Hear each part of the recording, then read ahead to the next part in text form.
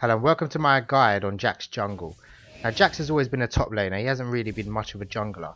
But now his build is so expensive and it takes so long to get going with him. There's a lot of champions that can shut him down as well in the top lane. So many people started playing him jungle in like patch 6.10 they started playing him really. And essentially he's gone on to be one of the stronger junglers now. The reason he's so strong, he's after level 6 he scales so well, his damage from his R gives him every third hit, gives him extra damage as well, magic and physical damage. So it is very hard to build against him, especially if he gets fed or he gets ahead. The only thing with Jax, he's weak and very slow clear early, but he can with his E take less damage, so it can be beneficial as well. If you do get counter jungled, you can get away with your Q as well, so he's quite safe to pick as well. And you're guaranteed to be strong late game, even if you don't farm that well. Even if you don't get too many kills, you're always going to be scaling very well. Probably better than any other jungler. So some tips for playing Jax. You want to always start blue side. The reason being, you can use your E more often. And you can help to clear the camps as well. You take less damage, your health's always going to be up. And you can always go by your first item. So in terms of build, what you want to be building is probably the attack speed item. Which is the Blood Razor, Saber's Blood Razor. Got upgraded to the red one. You take less damage. 1v1 in someone, you're going to always do well. You take less damage. If an ADC is kiting you, you can wait for your cooldowns while you're kited and still take less damage.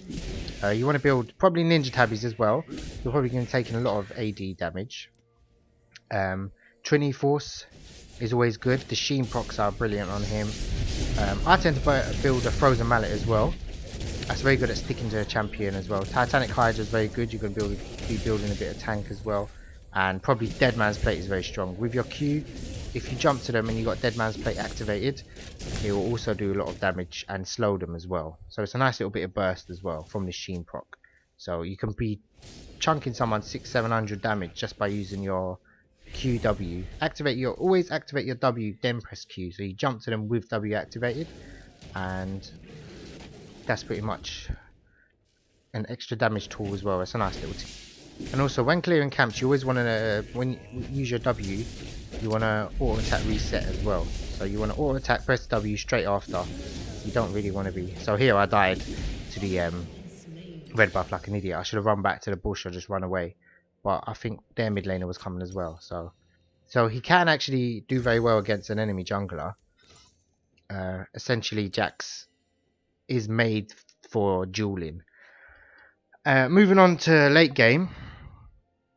Split push in late game. I can't think of a champion that can actually 1v1 Jax off the top of my head. Maybe a very tanky Darius possibly, but even then it's not really. They have to be severely fed for you to even. And it's not too hard to win. I mean, I went 8-2 in this game, and it wasn't actually. I'm not actually good at playing Jax jungle. I haven't played him often. I play Jax a lot top lane, and playing him top lane is quite hard. So Jax jungle, do pick him up. He's very strong, as you can see from here. As soon as you get level 6, the camp clears are so fast. The third proc as well with your jungle item gives so much damage. Also his ultimate has so much tanky stats as well. He scales so well, and there's a lot of items that actually help or are relevant to Jax and actually help with his core build as well. So depending if your team needs a tanky bruiser, or you need like a high damage burst bruiser, so Jax can build that, and he counters a lot of champions with his E. He's great at assassinating ADCs as well, so do pick him up and play him. He's very relevant now. It's patch 6.15, and he's probably going to be relevant for a lot of other patches. So thanks for watching. If you've got any questions, please let me know and I'll be happy to help.